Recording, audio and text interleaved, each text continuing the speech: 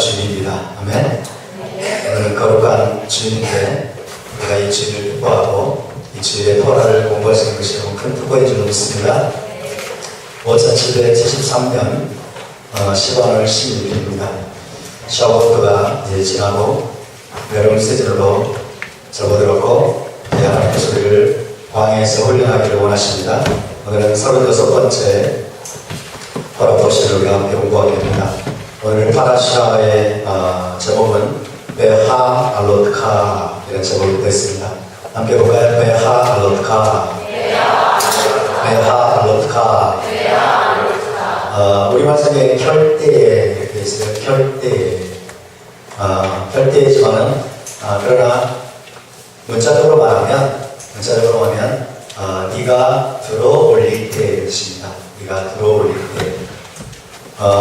빵미드바 민수기 8장 1절에서 12장 16절까지고요. 그 다음에 하프타라는 스가랴 22장 14절에서 4장 7절까지. 여기는 어떤 내용이 나올까요? 여기에도 에노라에 관한 이야기가 나옵니다. 에노라, 촛대에 관한 이야기가 나와서 연결되어 있습니다. 브리카다시아 전하의 말씀 누가복음 17장 11절에서 18장 14절, 고린도전서 10장 6절에서 13절 말씀이 되겠습니다.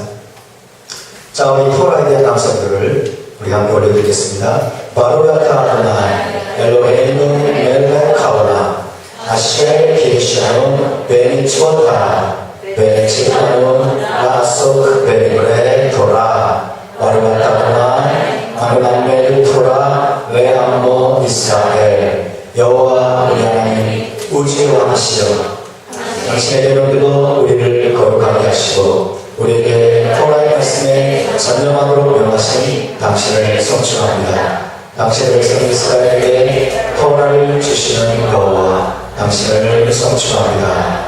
아멘. 우리에게 기록된 토라를 주시고 살아있는 토라이신 예수와를 알게 하신 당신을 찬양합니다. 나를 사랑하는 자는 나의 계명을 지키리라 말씀하신 것처럼 우리가 주님을 사랑함으로 이 계명을 배우기 원하고 이 계명을 실행하기 원합니다. 주의 거룩한 성령께서 오늘 시간 우리 모두에게 충만하게 임하사 이 말씀을 우리 마음판에 새겨주시고 이 말씀을 깨닫게 도와 주시옵소서. 감사드리며 예수와 이름으로 기도하옵나이다. 아멘. 오늘 베하 알로트카의 말씀 바미드바르 8장 2절에서 가져오게 됩니다. 우리 함께 동도하겠습니다. 아론에게 말하여 이르라. 등불을 켤 때에는 7 등잔을 등잔의 앞으로 비추게 할지니라 하시네. 켤 때에는 그렇게 되어 있습니다. 이분이 성경에는 다벨 엘 아하론에게 말하라. 네 아마르타 엘라 그에게 너는 이르라. 베하 알로트카 네가 들어올릴 때 혹은 올라가게 할 때입니다. 이 어근은요 알라예요. 알라라고 하는 것은 올라가다 혹은 올라가게 하다. 그래서 뭐죠? 예루살렘으로 올라가는 걸 뭐라고 그래요? 알리야. 알리야. 그래서 나온 말 올라가게 할 네가 들어올릴 때 올라가게 할 때, 들어올릴 때, 에트 아네로트 등불을 들어올릴 때, 들어올린다는 표현이 있었습니다. 등불을 제사장이 들어올리는 거예요. 올라오게 하는 거죠. 빛이 올라오게 하는 거예요. 빛이 올라오게 할 책임이 누구에게 있는 거예요? 제사장에게 있는 것입니다. 그래서 이가 등불을 베하 알로트카 에트 아네로트 물 앞으로 브네 아메노라 등잔대 얼굴 앞으로 비치게 하지니라. 야이루 시브앗 안에롯 7 등잔을 비치게 할지니라. 그래서 오늘 이 토라 포션은 아론 즉 제사장이 7 등잔의 등불을 올라오게 하는 들어올리는 그 내용으로 시작이 되고 있습니다. 자, 광야의 이스라엘에 관한 이야기를 우리가 지금 공부하고 읽고 있는데 광야의 이스라엘의 이야기는 저와 여러분을 비춰주는 거울입니다. 아멘. 우리의 모습을 비춰주는 거울인 것이죠. 고린도서 10장 5절, 6절, 11절에서 사도 바울이 이것을 분명하게 밝히고 있습니다. 자, 우리 함께 공부합니다. 그러나 그들의 다수를 하나님이 구하지 않으셨으므로 그들이 광야에서 영광을 받았느니라. 이러한 일은 우리의 본보기가 되어 우리로 하여금 그들이 악을 즐겨하는 같이 즐겨하는 자가 되지 않게 하려 하니 그들에게 일어난 이런 일은 본보기가 되고 그 말세를 만난 우리를 깨우치기 위하여 기록되었느니라. 할렐루야. 이러한 일은 우리의 거울이 되어 우리의 본보기가 되어 저와 여러분의 얼굴 모습을 비춰주는 거울이라는 것입니다. 남의 이야기가 아닌 것이죠. 그래서 토라의 주요 기능 중에 하나 무엇입니까? 거울인 것입니다. 우리의 모습을 비춰주는 거울인 거예요. 그래서 우리는 토라를 보지만 당연히 어떻게 될까요? 우리가 어떤 존재인지를 모르는 거예요. 내가 지금 무엇을 하고 있는지 알지 못하는 것입니다. 그래서 우리가 우리의 모습을 정확하게 직시하기 위해서는 우리의 현 주소를 알기 위해서는 여러분 토라의 거울을 우리가 날마다 보아야 되는 것입니다. 아멘. 여러분 토라의 거울을 보시기 바랍니다. 하나님께서 가장 우리에게 탁월한 거울을 주셨습니다. 그래서 토라 앞에 우리가 설 때마다 하나님이 누구의 모습을 보여줄 것입니까? 저와 여러분의 각자의 모습을 보여줍니다. 이 말씀을 들을 때 그리고 토라를 묵상할 때 여러분 다른 사람 생각하지 마시기 바랍니다. 다른 사람이 아니라 내 모습을 비춰주는 것입니다. 할렐루야. 그래서 토라와 선지서의 이야기는 아주 폐역한 저 유대인들 이야기가 아닙니다. 폐역한 유대인들, 광야 아주 사악한 이스라엘 백성들의 이야기가 아니라 말세를 사는 우리의 거울이며 우리의 자화상입니다. 광야 이스라엘 백성의 선례를 통해서 우리에게 교훈과 경고의 메시지를 주시는 것입니다. 고린도서 10장 11절 다시 보시면 그들에게 일어난 이런 일은 본보기가 되고 거울이 되어서 또한 말세를 만난 우리를 깨우치기 위하여 기록되었느니라. 저와 여러분 한 사람 한 사람을 깨우치기 위하여 우리에게 교훈을 주기 위하여 혹은 우리에게 경고하시기 위하여 우리에게 경각심을 불어넣기 위해서 하나님이 이 말씀을 이 토라의 말씀을 기록하셨음을 기억하시기 바랍니다. 아멘. 그래서 우리가 조심하지 않으면 너도 우상숭배에 빠질 수 있고 너도 조심하지 않으면 너도 음행에 빠질 수 있고 너도 시험에 빠질 수 있고 너도 원망하다가 너도 불신한 가운데서 불평하다가 너도 멸망당할 수 있다는 것을 하나님께서 우리에게 계속해서 깨우치는 것입니다. 여러분 그 함정에 저와 여러분이 빠지지 않길 바랍니다. 아멘. 사도 바울은 우리에게 권면합니다. 그런즉 선줄로 생각하는 자는 넘어질까 조심하라. 누구처럼? 광야 이스라엘 백성들처럼. 그래서 여러분 우리가 이 밤미드바 광야에서 이 이야기를 읽어갈 때에 우리가 나도 빠질 수 있다는 것을, 나도 넘어질 수 있다는 것을, 나도 그들이 빠진 함정에 빠져서 나도 조심하지 않으면 멸망당할 수 있다는 것을 우리가 기억해야 되는 것입니다. 아멘. 따라서 광야의 이스라엘 백성의 이야기는 나의 이야기입니다. 나의 이야기입니다. 옆에 분에게 당신의 이야기입니다. 당신의 이야기입니다. 할렐루야. 그러나 여러분 사도 바울은 고린도서 10장에서 결론을 내리고 있습니다. 우리에게 소망을 불어넣고 있습니다. 보실까요? 고린도서 10장 13절 말씀. 10장 13절 말씀이 뭘까요? 무슨 말씀일까요? 네? 하나님이 감당치 못할 시험당함을 허락지 아니하시고 시험당할 즈음에 피할 길을 내사 너희로 능히 감당하게 하시니라. 민식이다. 광야 그러니까 마음이 어려우신 분도 있어요. 광야 올려 그러니까 도망가고 싶고 왠지 피하고 싶고 꼭 이거 해야 되나 그렇게 생각할지 모르지만은 그런 분들은 빨리 데려가다고 하신 거랍니다. 주님 빨리 나를 데려다 주십시오. 왜요? 지금 우리가 인사하고 있는 올라마세 이 세상이 바로 광야인 것입니다. 아멘. 그래서 이 세상 생활은 피할 수 있습니까? 없습니까? 피할 수 없습니다. 이 광야를 우리가 지나갈 때 반드시 우리는 많은 시험을 당하게 되어 있습니다. 많은 고난을 당하게 되어 있습니다. 많은 문제들이 여러분 우리를 둘러싸고 우리를 에워쌀 수 있습니다. 텐트처럼 우리를 둘러싸시고 에워싸셨습니다. 하나님 말씀하십니다. 그러나 너희가 감당치 못할 시험 당함을 하나님은 허락치 아니하십니다. 그리고 너희가 시험 당할 때에 피할 길을 내실 것이고 너희를 보호하실 것이고 너희로 능히 감당하게 하실 것이다. 할렐루야. 그러니까 여러분, 광야의 모든 시험을 이길 수 있는 유일한 방법은 무엇입니까? 하늘을 바라보는 것입니다. 하나님을 신뢰하는 것입니다. 하나님에 대한 신뢰를 배우는 시간입니다. 할렐루야. 그래서 여러분, 이 광야의 메시지가 가장 중요한 것은 무엇입니까? 하나님이 너희로 능히 감당하게 하신다는 것입니다. 믿으십니까? 따라서 하나님이 우리로 능히 이기게 하신다. 감당하게 하신다. 승리하게 하신다. 믿으십니까? 승리가 누구에게 있습니까? 로라누 우리에게는 없습니다.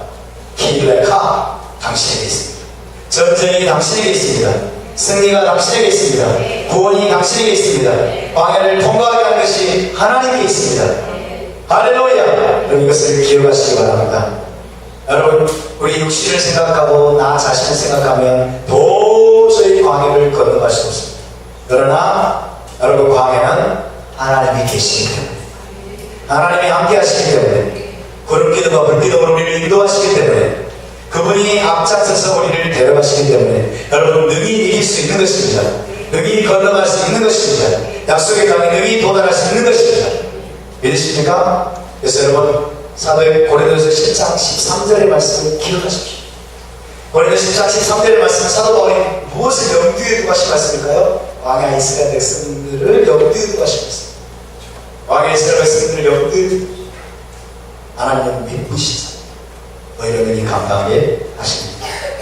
그래서 여러분, 이 전제를 가지고 우리가 이제 오늘 말씀을 하나하나 좀 살펴보겠습니다. 먼저 메노라의 등불을 켜는 방식에 대해서 하나님 말씀하십니다. 8장 2절 말씀을 함께 읽습니다. 시작. 아론에게 말하여 이르라. 등불을 켤 때에는 일곱 등잔대 앞으로 빛이 할지니라 하시네. 그죠? 성소에 등잔의 등불을 들어 올릴 때에는, 빛이 올라오게 할 때에는, 제사장은 빛이 올라오게 하는 자예요. 믿으십니까? 저와 여러분은 제사장입니다. 우리는 빛이 올라오게 하는 자예요. 우리는 등불의 빛이 여러분 하나에 비춰지도록 빛이 우리 안에서 올라오게 하는 자들입니다. 여러분, 빛을 올라오게 하시기 바랍니다. 아멘. 등불을 켤 때는 그 등잔대 앞으로 비추게 할지니라. 자, 이 메노라는 등대라는 뜻입니다. 한글로 하면 메노라. 그래서 메노라는 성소를 비추는 유일한 빛입니다. 성소에는 다른 빛이 없습니다. 다른 빛이 없어요. 이 메노라에 대해서 우리가 공부하자고 한다면 또 여러분, 한도 끝도 없습니다. 너무나 깊은 의미들이 안에 숨어있지만 오늘 간략하게 이 말씀을 나누겠습니다. 자, 이 메노라를 보시면 여러분, 지금 제사장이 메노라의 각 등잔에 등불을 올라오고 지금 손질하는 시간이죠. 여기 보니까 이 가운데 있는 여러분 등잔이 있습니다. 이 가운데 있는 등잔을 뭐라고 부를까요? 시험에 뭐라고 부를까요? 가운데 등잔을? 네? 갑자기 하나가 생각이 안 나네. 가운데 있는 등잔을 메시아의 등잔입니다. 그래서 메시아의 등잔. 자, 그럼 보시면 각각의 등잔에 불이 지금 어디에 있어요? 오른쪽에 있죠. 왼쪽에 있고, 이게 무슨 말입니까? 모든 등잔의 등불이 빛이 가운데 있는 등잔을 향하고 있는 거예요. 메시아이신 예수와를 향하고 있는 것입니다. 아멘. 저와 여러분의 삶이 여러분 예수와 중심적인 삶을 살아야 되는 것입니다. 메시아 중심적인 삶을 살아야 되는 것을 보여주고 있는 것입니다. 할렐루야. 자, 아론과 그 아들들, 제사장은 저녁에 메노라의 불을 켜고 아침에 손질하면서 그 불이 꺼지지 않게 해야 될 책임이 부여졌습니다. 너희는 이 불을 꺼지지 않게 하라. 그렇게 말씀했습니다. 그래서 저녁에는 불을 켜고 아침에는 또 새롭게 손질하는 심지를 또 정리하고 손질하면서 계속해서 그 불이 올라오고, 그 불이 올라오고 그 다음에 등대 앞쪽으로 비추도록 그렇게 하라고 말씀하셨습니다. 7개의 등잔이 등대 앞쪽을 비추도록 불을 켜라고 명하셨습니다. 여러분, 이 매너라는 세상의 빛을 나타냅니다. 세상의 빛이다. Light of the world. 세상의 빛은 메시아 그리고 이스라엘 토라입니다. 메시아는 하나님의 임재의 빛이 되십니다. 아멘. 하나님의 임재의 빛 자체가 바로 메시아이십니다. 그래서 그분은 우리에게 말씀하셨죠. 나는 세상의 빛이니, 나는 세상의 빛이니, 나를 따르는 자는 어두운 가운데 다니지 않냐고 생명의 빛을 얻으리라. 여러분, 메시아신 주님을 따라다니는 저에게 될 수 있기 바랍니다. 그분이 신실하게 따라갈 때 우리도 세상의 빛이 되는 것입니다. 두 번째, 이스라엘이 열방의 빛으로 세우심을 받았어요. 이스라엘은 열방의 빛입니다. 예수 앞에서는 마태복음 5장에서 너희는 세상의 빛이다. 그래서 이스라엘은 세상의 빛이다. 여러분, 이스라엘 그러니까 이스라엘이 우리 신약적인 용어로 무엇일까요? 이스라엘 교회입니다. 아멘. 교회는 세상의 빛입니다. 믿으십니까? 그래서 이스라엘은 교회이다. 이스라엘과 교회는 하나인 것입니다. 언약 공동체를 말하는 거예요. 이스라엘 하나님과 언약을 맺은 언약 공동체 이스라엘. 이스라엘에 지금 두 집이 있습니다. 유다의 집과 에브라임의 집이 있습니다. 여러분, 유다의 집과 에브라임의 집은 여러분 온 세상의 빛, 열방의 빛이라고 부르심을 받았습니다. 아멘. 그래서 우리는 세상의 빛입니다. 열방의 빛입니다. 아멘. 세 번째는 토라는 진리의 빛입니다. 토라는 진리의 빛이죠. 그래서 여러분, 메시아와 이스라엘과 토라는 하나입니다. 메시아와 이스라엘과 토라는 에하드, 하나인 것입니다. 그것이 바로 등대 메노라에 나와 있는 것입니다. 메노라는 여러분 등잔이 가지가 몇 개입니까? 7개죠? 그렇죠? 메노라는 무엇을 나타냅니까? 하나님의 7명을 나타냅니다. 하나님 7명을 나타내고 또 이 메노라 자체가 누구를 나타내요? 예수를 나타내는 거예요. 메노라 자체가 예수를 보여주는 것입니다. 여러분, 예수를 보면은 하나님의 보좌 앞에 어린 양이 있습니다. 어린 양에 뭐예요? 7개의 뿔이 있다고 되어 있어요. 7개의 뿔이 있고 7개의 눈이 있다고 되어 있어요. 7눈. 7눈은 뭐예요? 지금? 예수와의 7눈입니다. 이 7눈은 또한 7영입니다. 또 7영, 7눈, 이것은 무엇입니까? 계시록 2장에, 1장과 2장에 이것은 7교회입니다. 7교회는 뭐예요? 모든 교회를 말합니다. 온 이스라엘 말합니다. 할렐루야. 그래서 메노라의 7이라고 하는 숫자는 7은 완전수죠. 그래서 메노라의 7이라고 하는 7가지는 뭐냐면 온 교회, 온 이스라엘이 바로 세상의 빛이요 열방의 빛이라는 것을 우리에게 보여주고 있는 것입니다. 할렐루야. 하나님이 명령하십니다. 이 빛이 꺼지지 않게 하라. 이 빛을 항상 들어오려라. 이 빛이 항상 올라와서 불타게 하라. 빛이 하라고 말씀하시는 것입니다. 여러분, 저와 여러분은 하나님이 부르신 제사장입니다. 여러분, 성소는 무엇일까요? 이 메노라는 무엇일까요? 이 메노라는 사람의 영혼입니다. 사람의 영혼인 거예요. 그래서 잠언 20장 24절 보면 사람의 영혼은 여호와의 등불이라 그랬습니다. 사람의 영혼은 여호와의 등불입니다. 여러분, 이 토라의 빛이, 진리의 빛이, 메시아의 빛이 어디에서 계속해서 여러분 환하게 비쳐야 될까요? 우리의 영혼 안에서, 우리의 마음속에서 환하게 비쳐야 되는 것입니다. 아멘. 하나님 오늘 우리에게 명령하십니다. 마음 제사장으로 세운 저와 여러분 한 사람 한 사람에게 우리에게 명령하십니다. 네 안에 빛이 어둡지 않게 하라. 네 영혼 안에, 네 메노라에 등불이 꺼지지 않게 하라. 계속해서 타오르게 하라. 할렐루야. 여러분, 이것은 제사장이 날마다 해야 되는 거예요. 날마다. 이것이 얼마나 지루한 일이겠습니까? 그렇죠? 일상적인 거예요. 매일같이 반복해야 할 책임들. 시클리컬하고 반복. 우리 안에 여러분 등불이 꺼지지 않게 하기 위해서는 우리 안에 토라의 빛이, 진리의 빛이, 메시아의 빛이 꺼지지 않게 할 이 책임은 날마다 우리가 이 매너를 점검해야 될 반복적인 일인 것입니다. 믿으십니까? 여러분, 한 번으로 끝나는 게 아니에요. 한 번으로 끝나는 것입니다. 저 여러분의 영혼 안에 등불이 꺼지지 않길 바랍니다. 우리의 영혼이 여호와의 등불입니다. 할렐루야. 두 번째는 이제 레위의 봉헌과 침식 진행이 됩니다. 레위의 봉헌과 침식은 자, 민수기 8장 10절에서 11절을 함께 읽습니다. 시작.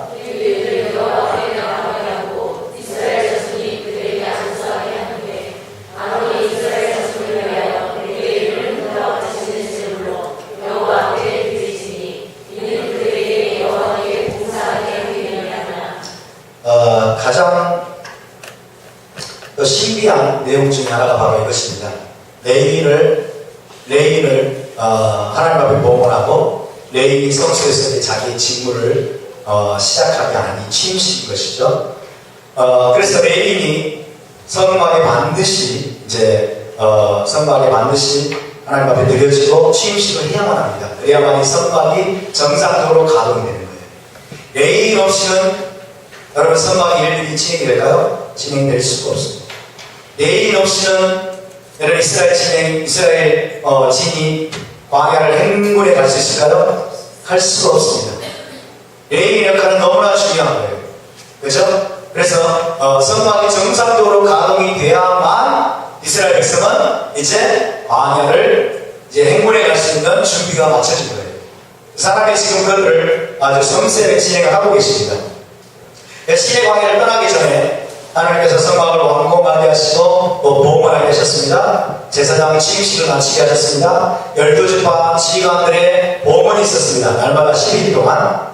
그 다음에 전투 인원을 계수해서 60만 명에 달하는 싸움에 나갈 만한 자 20세 이상으로 싸움에 나갈 만한 남자를 계수했습니다. 그리고 레위지파의 인구 조사를 했고 또 이제 레위인의 봉헌과 침식까지 해야만이 성막이 정상적으로 가동되는 거예요.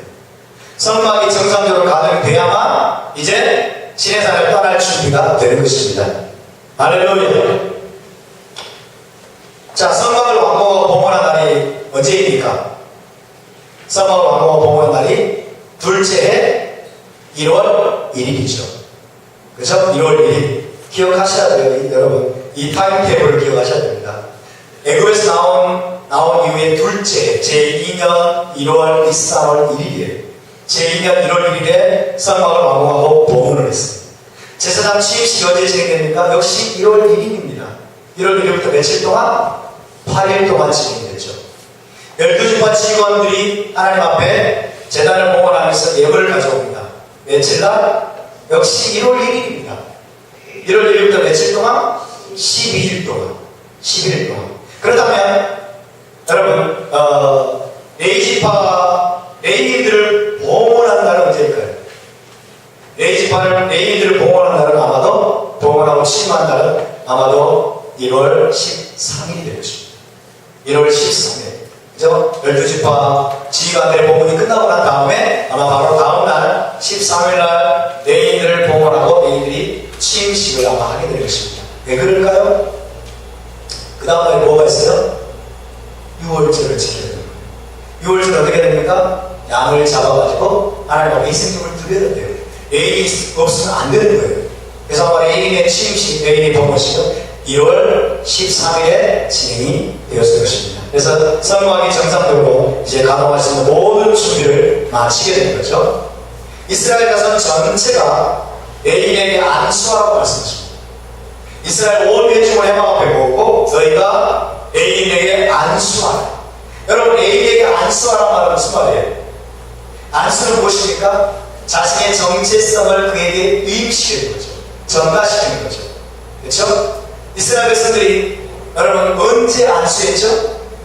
번제를 바칠 때, 그 다음에 속죄제물 제물을 바칠 때 안수하죠. 그렇죠? 자, 레인에게 안수하라는 말은 무슨 말이에요? 레인을 마치 제물처럼 드린다는 거예요. 하나님 앞에 봉헌한다는 거예요. 그래서 안수하는 것은 뭡니까? 이스라엘 백성이 자신의 정체성을 그들에게 전가시킨 거예요. 그렇죠? 레위는 모든 장자를 대신해서 하나님을 섬기도록 부르셔받았습니다. 근데 이스라엘의 모든 장자는 또 이스라엘 온 민족을 대표하는 거예요. 그렇죠? 그래서 이스라엘 전체가 레위에게 안수하다고 하는 것은 이스라엘 온 민족을 대표하게 만드는 그런 의식을 나타내는 것입니다. 그런데 여러분 여기 보면 11절을 보시면 아론이 이스라엘 자손을 위하여 레위를 흔들어 바치는 제물로 여호와 앞에 드리라. 굉장히 미스테리어스한 말씀입니다. 요제로 요제. 여러분 흔들어 바치는 제물로 여호와 앞에 드리라. 이렇게 말씀했는데 어제 질문을 좀 하라고 이걸 좀 질문할 줄 알았더니 질문하는 사람이 한 분도 없어요. 도대체 토라를 읽고 계시죠? 이게 무슨 말인지 어떻게 흔들어 바치는 것인지 궁금하지 않으신 거예요. 아니면 퍼펙트하게 언더스탠드 하시든지 대단한 분들이에요. 여러분 레위인을 하나님과 지금 보험을 하고 있습니다. 제사장이 아론이 이들을 요제로 바쳐요. 여러분 흔들어 바치는 제물이 뭔지 아십니까? 흔들어 바치는 제물은 첫 번째로 소제물입니다. 소제물 중에 그 다음에 화목제물이 뭐죠? 흔든 가슴과 뒷다리. 화목제물 중에 가슴살과 뒷다리를 제사장이 하나님 앞에 흔드는 거예요. 요제로 드리는 거예요. 흔들 때 어떻게 흔든다 아세요? 6가지 방향으로 흔듭니다. 6가지 방향으로. 그렇죠? 동서남북 위아래로 흔드는 거예요. 하나님 앞에. 그래서 흔들 때 이렇게 흔들고 이렇게 흔들고 이렇게 흔들고 이렇게 흔들고 위로 아래. 저 레위인을 이렇게 흔들어서 요제로 하나님 앞에 올려드려요. 요제. 여러분 레위인이 몇 명일까요? 여기서 하나님 앞에 드려지는 레위인이 총 22,000명이에요. 총 22,000명. 그 다음에 성막에서 봉사하기 합당한 자는 아마 8,580명이에요. 그렇죠? 여기서는 아마 전체를 말하는 것 같아요. 레위인 전체를 아론이 하루 동안에 하나님 앞에 요제로 드리는 거예요. 요제. 그래서 여러분 유대인 앞에 이스라엘 따르면 아론은 굉장히 힘이 장사됐다. 그런 말을 했어요. 힘이 장사했을 것이다. 실제로 한 사람 한 사람을 흔들어서 하나님 앞에 요제로 올려드렸는지 아니면 어떤 상징적인 행동을 했는지는 아무도 알 수 없습니다. 그러나 요제는 그렇게 하나님 앞에 올려드렸어요. 자, 요제가 무엇이냐면 웨이브 아거링인데 이 요제는 제단에 불태워 드리지 않습니다. 요제로 드리려고 하는 것은 제단에 불태워 드리지 않는 것이고 흔들어서 하나님 앞에 봉헌하는 제물인데 이 요제물은 제사장의 몫으로 돌려집니다. 나머지 부분은 뭐에 불태워 올려줘요. 근데 하나님의 요제물로 하나님을 흔들어서 드리려고 하는 것은 제사장 너희들의 몫이다. 너희들의 몫이다. 그래서 여러분 레위인에 대해서 토라가 뭐라고 말합니까? 레위인은 아론에게 주어졌다고 해요. 제사장들에게 하나님이 주셨다고 말합니다. 이해되십니까? 그러니까 제사장의 몫으로 제사장을 섬기도록 제사장을 돕도록 하나님이 그들에게 몫으로 그들에게 주신 여러분 그런 봉사자들이기 때문에 지금 하나님 레위인을 요제물로 하나님 앞에 흔들어서 올려드리라고 말씀하고 있는 것입니다. 그래서 이 22,000명을 아론이 어쨌든 흔들어서 하나님 앞에 요제물로 바치고 들어올리고 바치고 나서 이제 제사장의 지위를 따르는 거예요. 제사장의 몫으로 드려진 바이기 때문에 민수기 18장 11절에 보면 이 내용이 나옵니다. 요제물은 제사장의 몫으로 돌리라 라는 말씀이 나오고 있는 것입니다. 그래서 이 레위인은 온 이스라엘 대신해서 하나님의 제단에 바쳐진 바 되고 요제물로 드려져서 이제 제사장의 몫으로 혹은 제사장의 붙여진 바 되어서 제사장의 지위를 따르고 명령을 따라서 이제 하나님을 섬기고 성막에서 봉사하도록 그렇게 봉헌식과 침식을 마치게 됩니다. 그런 다음에는 뭐 할까요? 두 번째 6월절을 이제 전수하게 됩니다. 두 번째 6월절. 자, 9장 2절의 성절을 함께 있습니다. 시작. 이스라엘 자손에게 6월절을 그 정한 길에 지키게 하라. 그 정한 길, 곧 이달 열 넷째 날 해질 때 너희 그것을 지키되 그 모든 율례와 그 모든 규례대로 지킬지니라. 아멘. 하나님께서 이스라엘 백성에게 두 번째 유월절을 지키라고 말씀하십니다. 두 번째 유월절. 언제일까요? 출애굽 제2년 1월 14일입니다. 아비벌 첫째 달 14일에 유월절을 지키라. 유월절은 무슨 날입니까? 애굽에서의 구속을 기억하고 기념하는 유월절을 하나님이 온 이스라엘에게 지키라고 명령하셨습니다. 그런데 느닷없는 변수가 생깁니다. 느닷없는 변수가 생기는 거 보시죠. 시체로 인해서 부정하게 된 사람들이 항의를 합니다. 왜냐하면 여러분 시체로 인해서 부정하게 된 자들은 유월절 희생제사를 하나님 앞에 드릴 수 없습니다. 성전에 들어가실 수 없어요. 성막에 못 들어갑니다. 그렇죠? 유월절 희생제사를 드리는 일을 할 수 없고 그 다음에 희생제사로 드려진 그 고기를 화목제 희생제물을 먹을 수 없어요. 먹을 수 없습니다.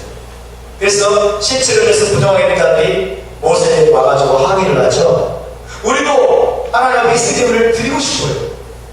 우리도 화목제 희생제물을 유월절 어린 양의 고기를 우리도 먹기 원하는데 이건 불공평합니다. 라고 이야기합니다. 그래서 모세가 뭐라고 하는데 잠깐 기다려라. 하나님 앞에 물어보십니다. 잠깐 기다려. 그랬더니 하나님이 여기 잠깐 말씀드리자면 여러분 이 2월 이 시체를 해서 부정하게 된 자들은 마짜를 먹는 아무 문제가 없어요. 마차 먹고 그다음에 쓴나물 먹고 그다음에 7일 동안 무교를 지키는 아무 문제가 없어요. 아멘. 다만 이들이 할 수 없는 거예요. 6월째 희생제사를 드릴 수 없고 그 다음에 희생제사의 고기를 먹을 수 없는 거예요. 아멘. 정결한 자만이 정결한 자는 미크바의 불에 자신을 정결케 하고 실제로 해서 부정하게 되지 않은 자들만이 6월째 희생제사의 고기를 먹을 수가 있는 거예요. 이해되십니까? 왜 그럴까요? 그것은 예수와의 몸을 상징하는 것이기 때문에 정결한 자만이 먹을 수 있다고 말씀하는 거죠. 그래서 하나님이 이제 두 번째 6월절을 제정을 하십니다. 두 번째 6월절 제2의 6월절 작은 6월절입니다. 작은 6월절을 제정을 하시는데 한 달 후에 2월 14일에 이하루월 14일에 실체로 인해서 부정한 자들 그다음에 여행으로 인해서 희생자를 드리지 못한 자들 그들이 반드시 두 번째 이 작은 6월절을 지키십니다. 그렇게 됐습니다. 이거는 여러분 굉장히 놀라운 말씀입니다. 굉장히 특이한 말씀이면서 굉장히 놀라운 말씀. 첫 번째로 여러분께 말씀드릴 수 있는 것은 이 6월절을 지키는 것이 너무나 중요합니다. 아멘. 너무나 중요하기 때문에 다음 한 달 후에라도 우리는 반드시 지켜야 했습니다. 믿으십니까? 그런데 우리가 여러분 2월절을 함부로 여기거나 가볍게 여기면 되겠습니까? 이것이 얼마나 중요했길래 하나님 얼마나 하나님께 중요했길래 신체적으로 부정하게 된 자들 여행을 따라가지고 그 달에 못 지키는 자들 너희는 한 달 후에 반드시 지켜라고 했습니다. 오순절에 대해서 이렇게 말씀하셨습니까? 아니죠. 초막절에 대해서 이렇게 말씀하셨습니까? 아니죠. 그렇죠? 오직 6월절만큼은 하나님이 없애주셨어요. 한 달 후에 반드시. 왜 그럴까요? 이것은 예수와의 구속과 희생을 기념하는 것입니다. 여러분 6월절은 예수와를 믿음으로 말미암아 여러분 하나님의 언약 공동체에 들어오고 구속을 받는 것을 말합니다. 구원을 받는 것을 말합니다. 믿으십니까? 그렇기 때문에 여러분 하나님은 예수와로 말미암아 구원받을 수 있는 기회를 계속해서 제공하십니다. 모든 사람의 구원을 받아야 된다는 거예요. 모든 사람이 구원의 문을 통과해야 된다는 거예요. 모든 사람이 이 구속을 체험해야 된다는 거예요. 믿으십니까? 그 놀라운 메시지가 이 세컨드 찬스를 주십니다. 두 번째 기회를 주시고 계속해서 거듭거듭 사람이 기회를 주시자고 하는 이 메시지가 이 안에 담겨져 있는 것입니다. 할렐루야. 모든 사람이 구원의 문을 통과하라는 거예요. 너희의 상황이 어떠하든지 너희의 모습이 어떠하든지 너희의 존재가 어떠하든지 6월절만큼은 구원의 문만큼은 다시 너희가 계속해서 통과해야 하는 것입니다. 할렐루야. 그래서 다른 모든 절기보다도 여러분 이 6월절 절기는 너무나 중요해요. 그래서 유대 랍비들은 과거에 1년에 3번 예루살렘으로 올라와야 되는데 예루살렘으로부터 하루 이상 멀리 떨어져 있는 사람들은 1년에 한 번만 올라와야 된다. 그렇게 판결을 내렸어요. 1년에 한 번만 내려도 올라와도 된다고 판결을 내렸는데 언제일까요? 6월절. 반드시 6월절은 올라와요. 왜 6월절은 우리의 시작인 것입니다. 아멘. 우리의 시작, 이스라엘의 시작으로 우리가 구원받은 것을 의미하는 것이기 때문에 할렐루야. 우리가 이 구원의 문에 들어오는 것을 의미하기 때문에 이 6월절만큼은 아무리 예루살렘에서 멀리 떨어져 있더라도 반드시 올라와서 이 날을 기념하고 여호와 앞에 자기 얼굴을 보여야 된다고 말씀하는 거예요. 할렐루야. 마찬가지로 하나님은 세컨 찬스도 주시는 거예요. 구원받을 수 있는 또 다른 기회들을 계속해서 주시는 것입니다. 자, 네 번째로 기록되어 있는 내용은 9장 17절 18절입니다. 이스라엘 백성들이 구름을 따라 움직였다고 하는 아주 놀라운 메시지가 있습니다. 자, 17절 18절 우리 한 목소리로 봤습니다. 시작. 구름이 성상에서 떠오를 때에는 이스라엘 자손이 온 행진하고 구름이 머무는 곳에 이스라엘 자손이 줄을 섰으니 이스라엘 자손이 여호와의 명령을 따라 행진하였고 여호와의 명령을 따라 길을 섰으며 구름이 성막에 머무는 동안에는 그들이 진영에 머물렀고. 아멘.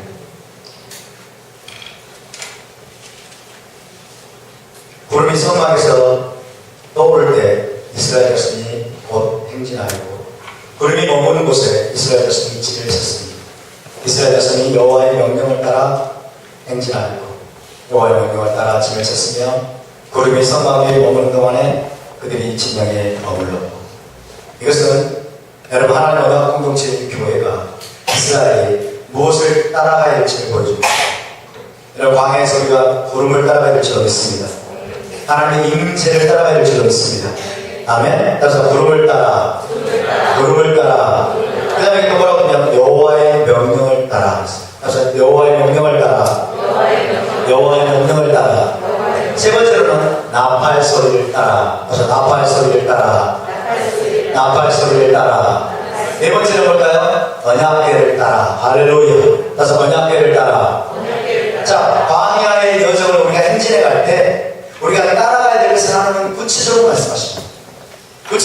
첫 번째 구름을 따라, 두 번째 여호와의 명령을 따라, 세 번째 제사장의 나팔 소리를 따라, 네 번째 언약궤를 따라. 민수기의 말씀은 이것을 우리에게 보여줍니다. 여러분 이스라엘 백성들이 잘 보세요. 성막에 임해 있는 구름을 눈으로 보았을까요? 못 보았을까요? 눈으로 보았어요. 낮에는 구름 기둥을 보았고 밤에는 불 기둥을 보았습니다. 그렇죠? 그 다음에 구름이 떠오를 때 여러분 그들이 행진했고 구름이 머물 때 그들이 멈췄어요. 밤에는 늘 불 기둥을 보았습니다. 낮에는 구름 기둥을 보았습니다. 그리고 모세를 통해서 성막에서 말씀하신 하나님의 음성을 들었습니다. 그리고 제사장의 나팔 소리를 들었습니다. 그리고 그들이 행진할 때 언약궤가 앞장서서 길을 찾았습니다. 여러분 그들의 눈으로 하나님의 임재의 구름을 그들이 항상 보았음에도 불구하고 하나님의 기적을 계속해서 체험했음에도 불구하고 그들은 원망하고 불평하고 시험하다가 광야에서 다수가 멸망해서 죽었습니다. 이것은 우리에게 어떤 메시지를 줍니까? 얼마나 우리에게 경각심을 주는 것입니까? 여러분 광야의 이스라엘 백성들은 어떻게 구름을 보면서 범죄할 수 있을까요? 어떻게 그들의 눈으로 구름을 보고 불기둥을 보고 여러분 그러면서도 어떻게 그들이 범죄할 수 있을까요? 어떻게 불평하고 원망하다가 죽임을 당할 수 있을까요? 여러분 이것은 광야의 이스라엘 백성들이 이야기하는 건 아니에요. 저와 여러분의 이야기입니다. 여러분 구름을 보고 계십니까? 아멘? 저와 여러분 지금 구름을 보고 있는 거예요. 믿으십니까? 우리의 육안으로 보이지 않지만 우리의 영으로, 우리의 마음으로, 여러분 마음의 눈으로 우리는 지금 구름을 보고 있습니다. 하나님의 임재가, 하나님의 구름이 이 언약 공동체를 인도하고 있음을 믿으시기 바랍니다. 할렐루야. 이 가하를 하나님이 지금 인도하고 계십니다. 이스라엘을 지금 인도하고 계십니다. 때로는 우리의 영적인 전쟁이 더뎌 보입니다. 때로는 우리가 캠프를 치고 여러분 머물고 있는 것처럼 보입니다. 때로는 우리가 여러분 캠프를 걷고 지인을 걷고 우리가 빠른 속도로 약속을 향해서 전진하는 것처럼 보입니다. 여러분 전진하는 것처럼 보일 때든지 아니면 우리가 캠프를 치고 한 곳에 계속해서 머물러 있어서 계속 일상적인 삶이 반복되는 것처럼 보인다고 할지라도 여러분 중요한 것은 구름기둥과 불기둥이 지금 우리를 인도하고 계신 것을 믿으시기 바랍니다. 할렐루야. 그것을 우리가 선명하게 보아야 돼요. 아멘. 그것을 우리가 선명하게 보여야 돼요. 다시 한번 구름을 따라 여호와의 명령을 따라 그 다음에 제사장의 나팔 소리를 따라 그 다음에 언약궤를 따라가 뭔지 아세요? 토라를 따르는 것입니다. 아멘. 토라를 따라 이 모든 것이 하나예요. 자, 그래서 하나님이 은나팔 불을 만들라고 말씀하시죠. 은나팔 불을 만들어서 제사장이 은나팔을 불어라. 7장 2절 읽겠습니다. 시작. 은나팔 불을 만들 때 두들겨 만들어서 그것으로 회중을 소집하며 진영을 출발하게 할 것이야. 구름이 떠오르게 되면 제사장이 은나팔을 부를 것입니다. 나팔을 부를 것입니다. 자, 그래서 이 은나팔은 제사장이 불라고 말씀하셨어요. 제사장이 불라고 말씀해서 여러분 예루살렘 성전에서는 계속해서 이 제사장들이 은나팔을 불고 불었습니다. 그림에 보시면 지금 은나팔 두 개요. 그 다음에 중간에 뭡니까? 쇼파예요. 쇼파. 자, 여러분 매주 샤bat 때는 성전에 있을 때 매주 샤bat 때는 제사장들이 은나팔 두 개와 쇼파를 한 개를 불었어요. 매주 샤bat 때는. 그런데 쇼파로 두 개와 은나팔 한 개를 불 때가 있었어요. 언제일까요? 이것은 용배로와 나팔절에는 쇼파로 소리가 강조되는 여러분 절기입니다. 그래서 매주 샤bat 때는 은나팔 두 개와 쇼파를 한 개를 불었고 그 다음에 용배로와 나팔절에는 여러분 쇼파 두 개와 은나팔 한 개를 불었다고 합니다. 어쨌든 제사장이 은나팔을 부르는데 회중을 소집할 때, 지휘관을 또 소집할 때, 진영을 출발시킬 때, 그리고 전쟁의 신호를 보낼 때, 희락의 날은 샤밧을 말합니다. 희락의 날과 절기와 초하루에 나팔을 불어라. 나팔을 불어라 말씀하는데 그 다음에 나오는 말씀은 참 놀라운 말씀이에요. 그리하면 너희 하나님 여호와가 너희를 기억하실 것이다. 아멘. 그러니까 여러분 나팔을 불 때 우리의 영혼이 깨어나고 모든 이스라엘 백성들을 준비시키는 그 신호로서 나팔을 불기도 하지만 더 중요한 것은 뭐냐면 너희가 나팔을 불 때 너희 하나님이 너희를 기억하실 것이라고 말씀합니다. 아멘. 기억한다는 말이 헬라적으로 말하면 생각 속에 떠올린다는 것이지만 히브리적인 사과는 뭐예요? 기억한다는 말은 너희를 구원한다는 거예요. 너희를 지킨다는 거예요. 너희를 보호하신다는 거예요.